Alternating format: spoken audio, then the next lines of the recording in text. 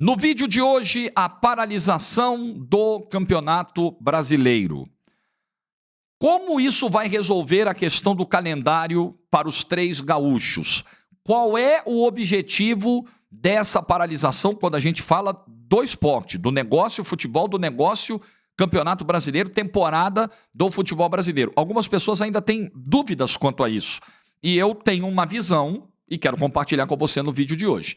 No vídeo de hoje também eu quero render aqui homenagens e proferir algumas palavras do meu sentimento, não só como hoje um colega de trabalho desses três que nos deixaram, mas antes de tudo como um fã, admirador, ouvinte, espectador de Silvio Luiz, Washington Rodrigues, o Apolinho e Antero Greco. Perdas inestimáveis que tivemos nas últimas horas. E eu falarei disso no final do vídeo, num dia muito difícil, muito triste, mas também um dia de celebrar o legado desses três para o jornalismo esportivo. Like no vídeo, se inscreva, ative o sininho, rumo a 200 mil inscritos por aqui. Eu estou otimista com os brasileiros hoje na Libertadores, então no Aposta Ganha eu fiz uma dupla lá, vitórias do Botafogo, lá no Peru, e do São Paulo no Morumbi com casa cheia. São Paulo já classificado. Vai lá no Aposta Ganha, Botafogo pode classificar hoje. Você vai fazer a sua fezinha nos jogos da Libertadores, tem odds supremos. Você que tem mais de 18 anos, jogue com responsabilidade, link no comentário fixado. Segundo e último recado para a gente entrar logo no assunto do vídeo. Viramos para o segundo lote, atenção, viramos para o segundo lote, ainda com um preço promocional também, para o meu workshop sobre narração esportiva. Você quer ser um narrador? Você já é um narrador? Você está no começo aí da sua caminhada? Participa desse workshop. Eu vou dividir com você dicas que foram valiosas, dicas que eu recebi no meu início de carreira e que fazem a diferença até hoje. Técnicas de narração, preparo para uma transmissão, né? Diferenças de linguagem, de rádio, de TV, de streaming. Vai ser uma tarde excepcional e transformadora para você. Quer entrar, quer participar desse workshop? Vai ser online, você pode participar de qualquer lugar do Brasil e no final você ainda vai poder trocar uma ideia comigo, fazer perguntas, né? Nós vamos interagir. Uma tarde de 8 de junho que você já tem que botar na agenda. Você que quer ser narrador de futebol não pode perder, não adianta. Você não pode ficar fora, não tem como. É no dia 8. O link para o segundo lote de vendas está na descrição do vídeo. Já clica, pode parcelar em 12 vezes, que não vai apertar o seu orçamento do mês aí e você já garante a sua presença. Será no dia 8 de junho, segundo lote agora, vai terminar e depois você vai ter que pagar o último lote que é o mais caro. Então corre, ok? Corre, o link está na descrição do vídeo. Bom, campeonato parado 2 semanas. Ah, não vai baixar as águas do Guaíba. Ah, não vai resolver o problema dos desabrigados. Ah, não vai fazer... Isso todo mundo sabe, isso é bobagem. Essa não é a discussão que foi travada desde o início, né? Fizeram muita confusão sobre o uso do termo humanitário, se existia uma causa, uma razão humanitária para parar o campeonato ou não. Bom, eu acho que tudo isso está muito óbvio, muito claro e dito em vários vídeos que fiz aqui no canal e nem vou voltar a esse ponto não. Vamos para o impacto esportivo disso. Por que 15 dos 20 clubes do Campeonato Brasileiro pediram essa paralisação, atendendo a um pleito inicial, claro, dos 3 gaúchos, Grêmio, Juventude e Internacional? Por que parar o Campeonato Brasileiro por 2 semanas? O que você vai obter com isso? Primeiro, a meu ver, e até me baseando um pouquinho no que os próprios clubes se manifestaram, né, naquela manifestação no ofício enviado pela Liga Forte União na segunda-feira à noite, foi na segunda-feira à noite pedindo essa paralisação. Primeira leitura que faço, a tentativa de você diminuir o já existente descompasso em relação a número de jogos, rodadas disputadas entre os 3 gaúchos e os demais. Porque qual era o contexto que a gente vivia? A CBF tinha marcado uma reunião, um conselho técnico para discutir essa questão para o dia 27 de maio, ou seja, daqui a 11 dias. Até lá, mais jogos adiados. Sabe a bola de neve, o efeito bola de neve? Os jogos já vinham sendo adiados. Você ia adiar os desse fim de semana, ia adiar os da outra semana. E com isso, você vai aumentando esse descompasso e vai ficando mais difícil você encaixar esses jogos lá na frente. Então, a primeira ideia, que me parece muito evidente nessa decisão, é: opa, vamos parar logo. Porque assim, nós estamos ficando para trás e o caminhão está lá na frente, nós não vamos alcançar. Para alcançar, nós vamos estar ferrados. Porque vai ter que fazer jogo de 2 em 2 dias E aí a gente não vai aguentar, o pneu vai estourar, não tem como. Esse risco já existe, ok? Com as partidas que foram adiadas, já existe. Até porque a CBF dessa vez está dizendo que não vai terminar o campeonato depois do previsto. E eu quero entrar nesse assunto daqui a pouco. Eu acho ele muito interessante. Quero entrar nele já já. E na questão de disputas políticas também, de uma eventual perda do Edinaldo numa queda de braço com os clubes, eu também quero abordar essa questão. Então, para mim, esse é o primeiro ponto. Vamos parar, assim, a distância já está grande do número de jogos, não vamos deixar ela aumentar. Segunda coisa, parando por 15 dias, todo mundo, você também tenta diminuir o descompasso no aspecto físico, que já está dado, ok? Mas você tenta pelo menos fazer que, nesses próximos 15 dias, Inter, Grêmio e Juventude, que estão voltando aos poucos aos treinamentos, tentem recuperar um pouco essa questão do ritmo, da intensidade, para que eles consigam minimamente competir com a galera que está jogando quarta, domingo. Porque, beleza, vamos imaginar que eles voltem mesmo na primeira semana de junho a jogar. Mas o campeonato continuando normalmente até o fim do mês de maio. A diferença no primeiro jogo da dupla Grenal e do Juventude em relação aos demais seria ainda maior do que já será, porque estava todo mundo jogando normalmente, a batida até o fim em maio, e os 3 parados. Poxa, Jorge, mas não é uma injustiça? Você não está punindo as equipes que não tem nada a ver com isso, que jogam em outros estados, que podem ter as suas temporadas prejudicadas? Bom, aí a gente precisa ver com qual olhar a situação vai ser encarada.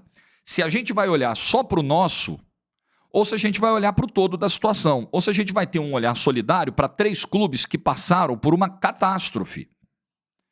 É que nessa hora, assim, a gente se queixa muito de que no futebol brasileiro todo mundo olha para o seu próprio umbigo. Essa crítica é feita por muitos torcedores. Ah, os clubes não se unem. Ah, os clubes não conseguem sentar numa mesa. Ah, os clubes não conseguem brigar por uma pauta comum. Na hora, cada um olha para o próprio rabo. Só tem dirigente egoísta. Bom, essa decisão dos 15 clubes, ela pode ser qualquer coisa menos egoísta. Porque tem clubes ali que estão abrindo mão.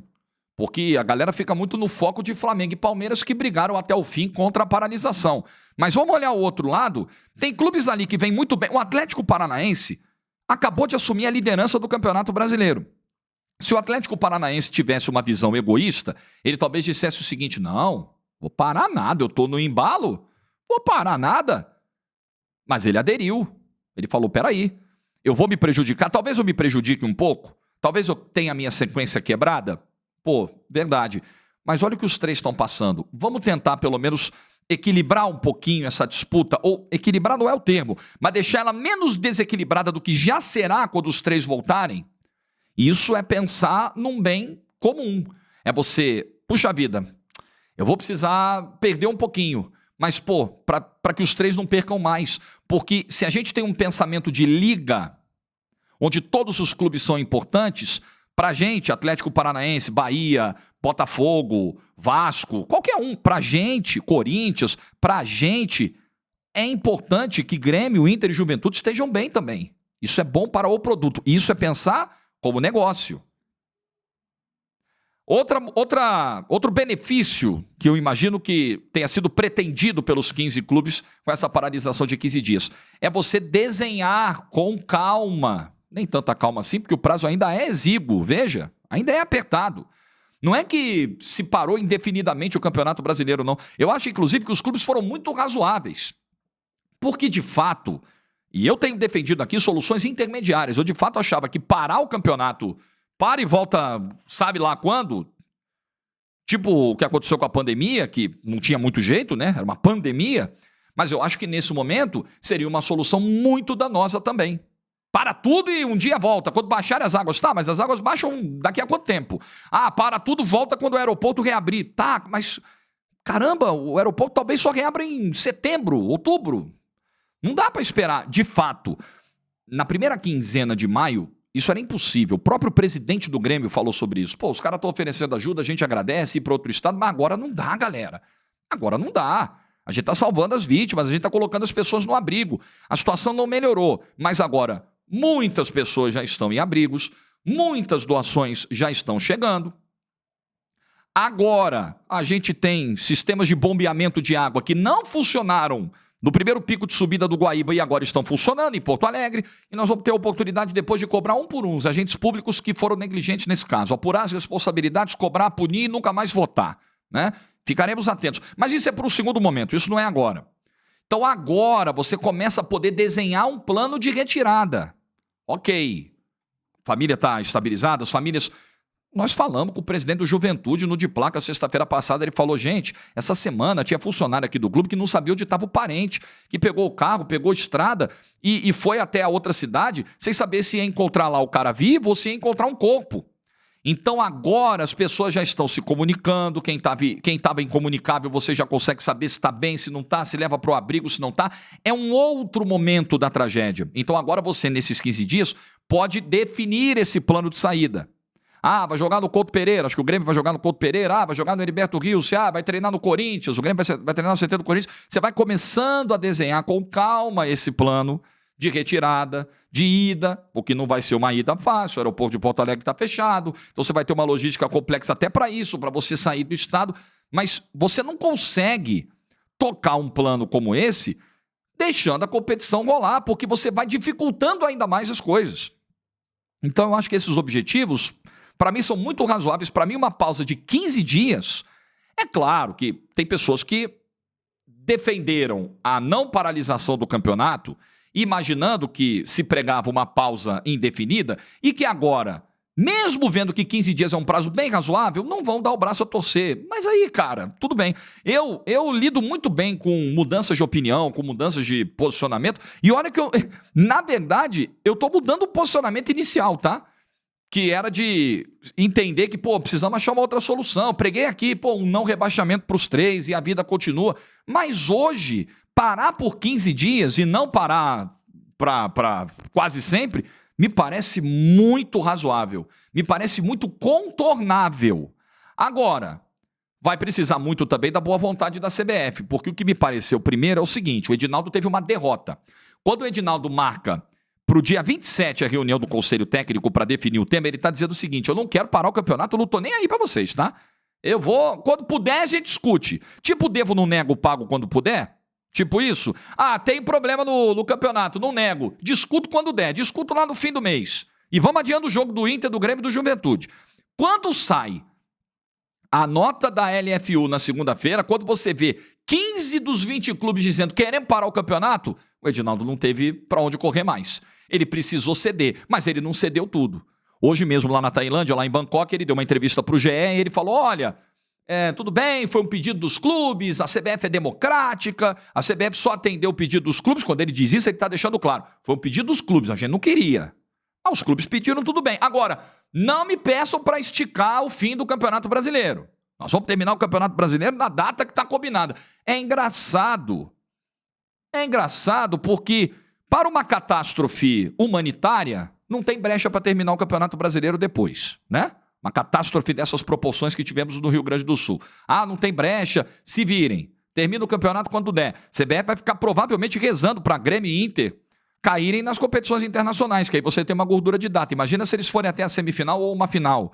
Vai rezar para eles caírem na Copa do Brasil, Juventude também. Vai cair um dos dois que eles vão se enfrentar. Inter e Juventude na Copa do Brasil. CBF vai botar a mão pro céu. Mas é engraçado que, no ano passado, quando teve o apagão do Nilton Santos, do Botafogo e Atlético Paranaense, que aí adiou o jogo do Botafogo seguinte contra o Fortaleza, quando precisou entregar o Maracanã para a Conmebol para a final da Libertadores, aí o Flamengo não quis jogar em outro lugar e tal, aí a CBF encontrou. Aí a CBF achou que era necessário, que era plausível empurrar mais 3 dias o fim do Campeonato Brasileiro. Agora, para uma catástrofe dessas proporções, afetando mais de 400 municípios num estado que tem 3 equipes na Série A, o Edinaldo falou, não, se virem. Se virem, porque eu não vou terminar o campeonato depois. Eu acho muito curiosa a postura do presidente da CBF. O presidente está dizendo o seguinte com isso aí. Política tem movimentos que precisam ser interpretados. Tá bom, essa eu perdi, né? Os clubes já mostraram que eles têm esse poder. Tá bom, mas ainda quem tem o poder de definir quando começa e quando termina o campeonato sou eu. Eu não vou ceder isso aí, não. Para mim está claro o movimento do presidente da CBF, que é até um aceno às federações, que ele ainda tem poder. Sobre os clubes, nem tanto. Sobre as federações, ele tem muito. E as federações estão olhando para isso falando, ufa, que bom, porque eu não quero que empurre o fim do Campeonato Brasileiro para ferrar meu estadual em janeiro. É claro, é claro. Mas a raiz de tudo isso, gente, desse encaixe, dessa discussão que a gente está tendo, vai ter que jogar a cada 2 dias, vai terminar o campeonato no meio de dezembro, não vai, é tudo aquilo que é dito nesse canal com frequência sobre calendário. Nós temos um calendário brasileiro que se parece com uma rodovia sem acostamento. Se der algum problema, não tem para onde ir. Não tem espaço, não tem brecha, não tem respiro. Você não tem datas de descanso, datas de folga, que na verdade não deveriam ser pensadas apenas como descanso, mas pensadas como margem de segurança, acostamento. Ih, rapaz, aconteceu... Gente, imprevistos acontecem. Acidentes, bater na madeira, catástrofes naturais como aconteceu do Rio Grande do Sul, questões climáticas que podem adiar um jogo, sabe, questões de saúde, questões de desordem, questões sociais. E aí você não tem como manobrar, porque o campeonato, todas as brechinhas possíveis estão preenchidas. E aí é um outro debate também que eu já travei nesse canal aqui. A indústria do futebol, vamos longe nessa história, tá? Desculpa aí a digressão, mas eu acho importante. A indústria do futebol precisa parar e rediscutir a quantidade, a oferta de jogos, porque a oferta hoje, ela é, a meu ver, excessiva, ela cria um desgaste no produto, ela cria uma superexposição do produto, ela cria um desgaste de performance nos jogadores, pela maratona de partidas, estamos falando de seres humanos, não de máquinas, e quando você tem uma corda esticada, uma exigência acima do que deveria para seres humanos, obviamente que eles não vão entregar na mesma qualidade, o espetáculo não vai ter o mesmo brilho e no final ele não tem a mesma relevância, o mesmo preço. Um ótimo espetáculo custa uma coisa, um espetáculo mediano custa outra coisa. E a indústria do futebol parece muito preocupada em preencher as suas datas, os seus espaços, as suas grades, sem se preocupar com a qualidade disso. E, obviamente, se preocupando muito menos com margens de segurança, de datas onde você possa encaixar jogos remanejados por imprevistos. Então, todo mundo, estou falando de TVs, o Jorge não vai falar de TV nunca, porque ele trabalha numa TV que define horário de jogo, que paga, que... Não, quem acha isso é trouxa, cara. Quem acha isso é trouxa. Acha que ele não tem opinião. As TVs precisam sentar e pisar no freio.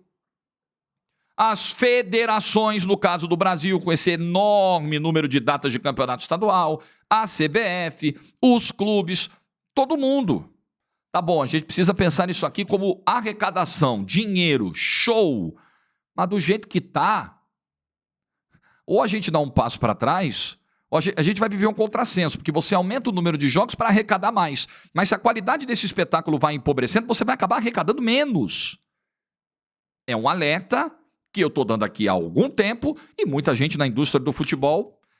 Muita gente sabe, mas finge que não sabe. Está esperando dar a cagada. Um dia vai dar. Vocês podem ter certeza que do ritmo que está, um dia vai dar. Então, Jorge, o que você pensa da paralisação? Eu acho que a paralisação ela não vai resolver todos os problemas, mas ela vai mitigá-los.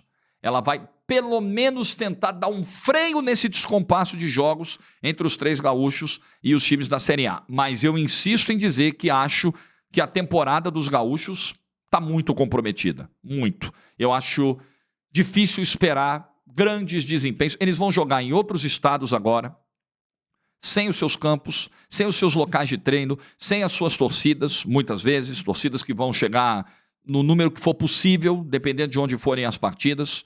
Quebraram o entrosamento, quebraram o ritmo de jogo, quebraram o ritmo de atividade física, de sono, de descanso, de alimentação, de preparo emocional, porque estavam no meio da tragédia. Para mim, ela praticamente acabou, a temporada dos 3. Mas eles vão jogar dentro do que for possível. Bom, é o que dava para fazer nesse momento, eu acho. Não tem solução perfeita aí. Eu não acho que a solução de paralisar o campeonato seja perfeita. Como também não acho que manter o campeonato como se nada tivesse acontecido também seria algo perfeito. Não tem. Qualquer passo dado, infelizmente, numa catástrofe como a que os gaúchos estão vivendo, qualquer passo dado representará perdas para uns ou para outros. Mas, inegavelmente, os 3 que mais perderam nesse quesito foram Internacional, Juventude e Grêmio. Isso a gente não pode perder do horizonte. Eu quero fechar o vídeo falando sobre as mortes de Silvio Luiz, Antero Greco e Washington Rodrigues, o Apolinho, nas últimas horas. 3 grandes nomes do jornalismo esportivo que nos deixaram.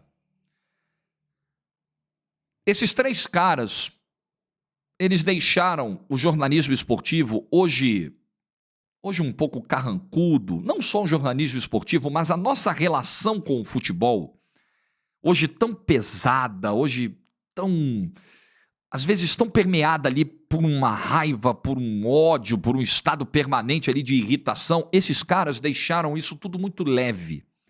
Esses caras deixaram a arquibancada ou o nosso sofá leves. Esses caras trataram do futebol com bom humor, com boas tiradas, com tolerância. Esses caras desfrutaram e fizeram com que a gente desfrutasse do futebol. Hoje tem gente que parece que vai para a arquibancada não para desfrutar, mas para despejar as raivas, para despejar todas as frustrações do dia a dia, para destilar muitas vezes preconceitos que a gente sabe que, infelizmente, estão aí enraizados nas mentes e nos corações de tanta gente. E esses caras fizeram tudo muito bonito. Esses caras nos arrancaram grandes risadas. Esses caras nos protagonizaram grandes momentos. E esses caras nos ensinaram que é possível você encontrar o equilíbrio, você saber o momento da crítica séria, contundente, e o momento da diversão, e o momento em que o futebol, além de diversão, é confraternização, é congratulação. Esses caras mostraram pra gente um lado bonito do futebol. O Antero Greco, ele foi capaz de formar com o Paulo Soares uma dupla, daquelas duplas assim difíceis de serem repetidas, tamanho o entrosamento, tamanha a sintonia entre os dois, e sempre você tem características que se complementam numa dupla, e é por isso que duplas dão certo. Então você tinha o riso frouxo do amigão, do Paulo Soares, e você tinha um Antero com tiradas mais sarcásticas, mas que muitas vezes era levado por aquele riso tão intenso, tão espontâneo, tão incontrolável do amigão, né? Você tinha um com uma determinada característica física, o outro com outra característica muito marcantes. Você tinha ali leveza no jornalismo esportivo. E tinha momentos em que o Antero precisava falar sério.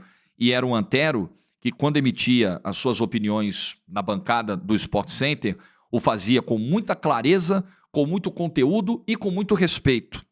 Que é algo que hoje também a gente perde um pouco. A gente às vezes cai nessa armadilha de passar, muitas vezes, do limite. E é bom a gente olhar, e eu sou um profissional absolutamente sujeito a falhas e imperfeições.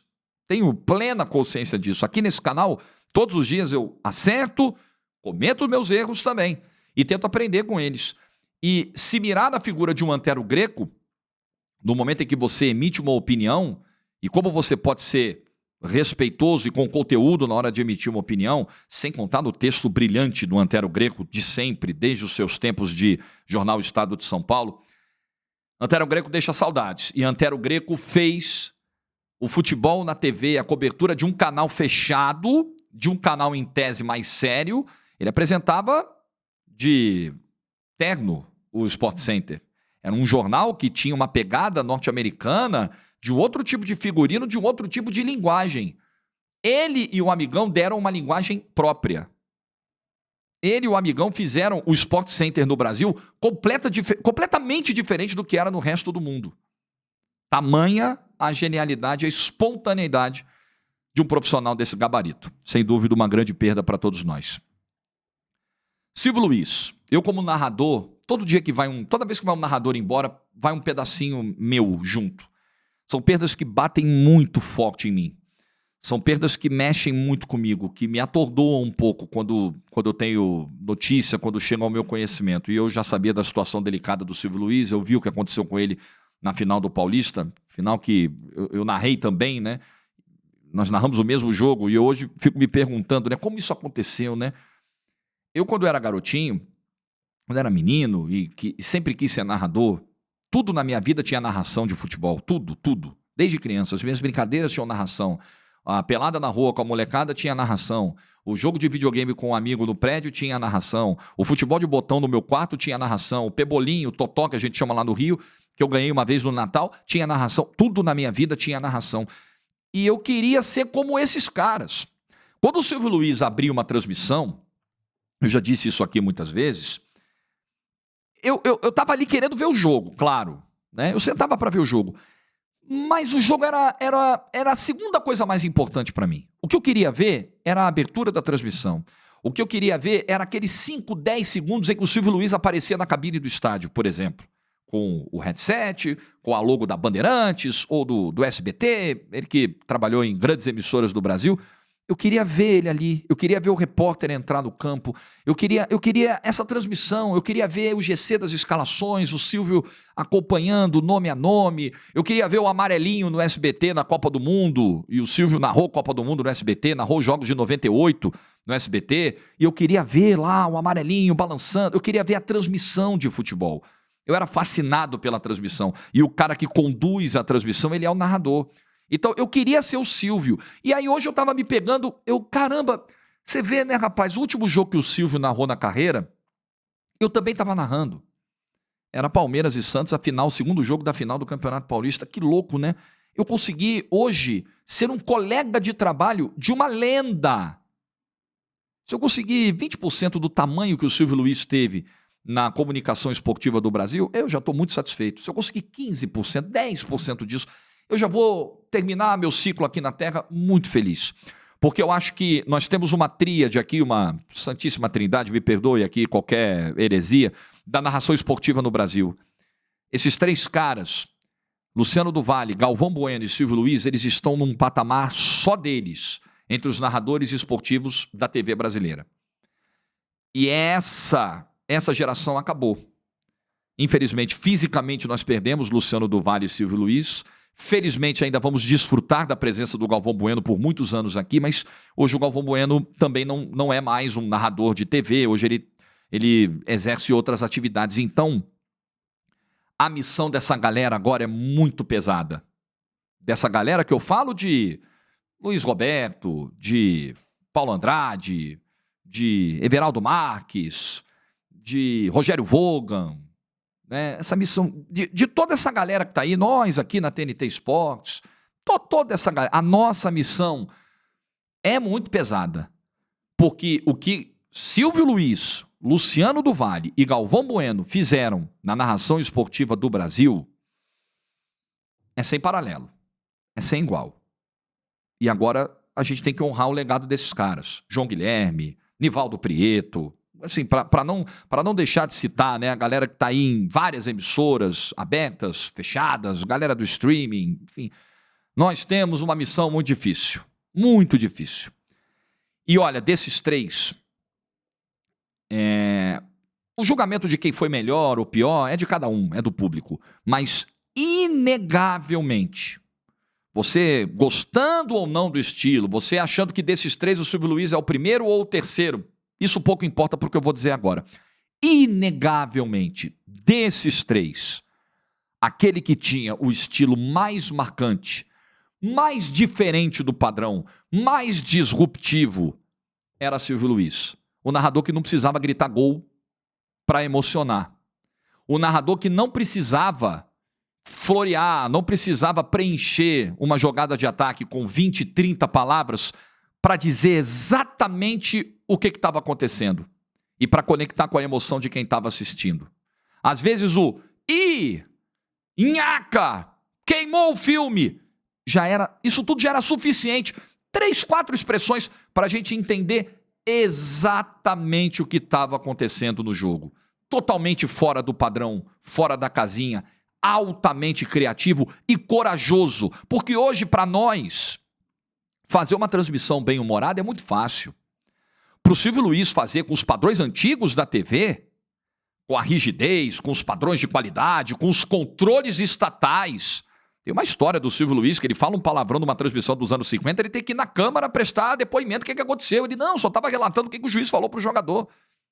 Corajoso, acima de tudo. Criativo, genial, disruptivo, corajoso. Esse foi Silvio Luiz, de um estilo de narração marcante. Muita gente tenta, se espelhar e pega algumas coisas ali do Galvão, do estilo de narração do Galvão, ou do grito de gol do vozeirão do Luciano do Vale, imitar no melhor sentido, não me levem a mal. Como imitar Silvio Luiz? Você já viu alguma narração que chegasse próxima do estilo do Silvio Luiz? É impossível. Bem-humorada, você consegue fazer uma transmissão bem-humorada. Agora, bem-humorada, como o Silvio Luiz fazia, é impossível repetir. Só ele fez. E quem viu, viu. Apolinho Washington Rodrigues.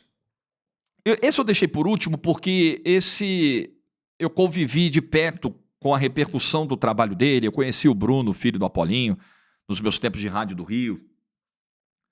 E eu ouvi muito o Apolinho, porque o rádio, ele é, para mim, o veículo mais importante, mais presente no meu dia a dia. E eu digo aqui que, se não fosse pelas dificuldades profissionais, dificuldades de remuneração, de estrutura do rádio, eu provavelmente ficaria no rádio a vida inteira. Mas não foi uma decisão possível para a minha carreira. O Washington Rodrigues foi uma lenda do rádio brasileiro. Foi um dos maiores comentaristas que eu vi no rádio brasileiro. Ele tinha uma capacidade que me assustava de antever situações dos jogos aí que ele comentava. Era impressionante. Na enorme, esmagadora maioria das vezes, o Apolinho falava sobre algo que estava prestes a acontecer e acontecia. Os ouvintes do Apolinho, durante tanto tempo, sabem bem do que eu estou falando. Os ouvintes da Rádio Tupi, desde 1999, que coincidiu com o período que eu comecei a acompanhar muito o rádio, garoto ali entrando na adolescência.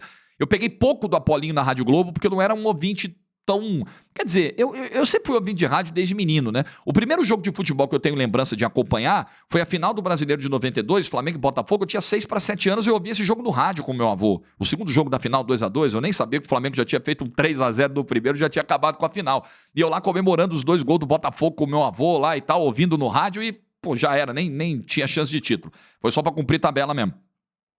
Mas eu me lembro muito, quando eu entrei na pré-adolescência e na adolescência, e foi justamente a época que o Apolinho entrou na Tupi, criou o show do Apolinho e fez a dupla com o Luiz Penido e transmissões históricas e o gol do tri do Flamengo em 2001 do Pet, quando ele diz: acaba de chegar São Judas Tadeu antes da cobrança. São Judas Tadeu, para quem não sabe, é padroeiro do Flamengo. Depois o Pet faz o gol, o Penido faz uma narração que é uma das maiores do rádio do Rio de todos os tempos.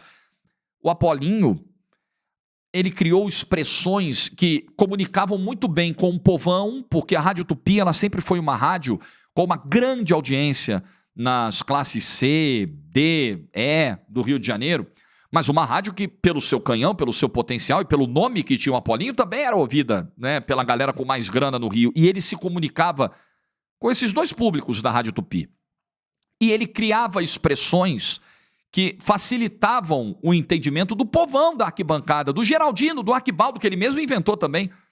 Esse nome, essa denominação para o cara que frequentava Geraldo Maracanã e para o cara que frequentava a arquibancada, o Geraldino e o Arquibaldo, que estava lá com o radinho, ouvindo o Apolinho, ou nos tempos de Rádio Globo, ou na Rádio Tupi. Ele inventou expressões como o chocolate do futebol para definir uma goleada, o pau com formiga, quando tinha uma situação grave, vai ser difícil virar esse jogo, vai ser um pau com formiga, já está 3-0 para o adversário, e outras tão brilhantes quanto. A simplicidade e a precisão num comentário.